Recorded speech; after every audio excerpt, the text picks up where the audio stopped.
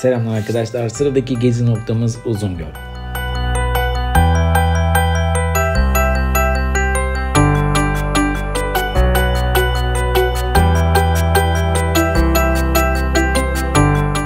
Uzungöl, Türkiye'nin Doğu Karadeniz bölgesinde Trabzon ilinin Çaykara ilçesine bağlı bir tabiat parkıdır.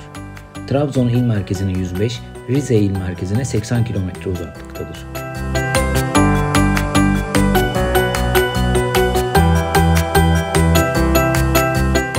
Uzungöl, 1850 metre yükseklikte Soğanlı Dağları'nın eteklerinde yer alır.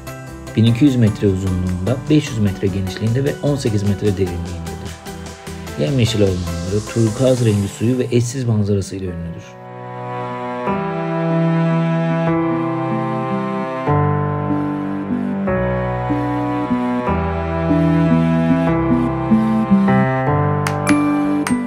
...1986 yılında Tabiat Parkı ilan edilen Uzungöl, 5272 hektarlık bir alanı kapsamaktadır.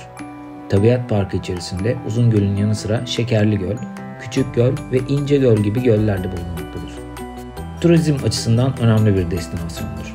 Göl, her yıl yerli ve yabancı turistler tarafından ziyaret edilmektedir. Göl çevresinde konaklama tesisleri, restoranlar ve hediyelik eşya dükkanları bulunmaktadır.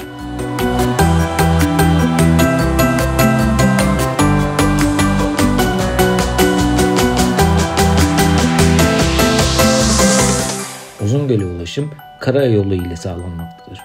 Göl, Trabzon-Rize karayolu üzerinde yer almaktadır. Trabzon il merkezinden Uzungöl'e giden otobüsler bulunmaktadır. Ayrıca Rize il merkezinden de Uzungöl'e giden dolmuş seferleri bulunmaktadır.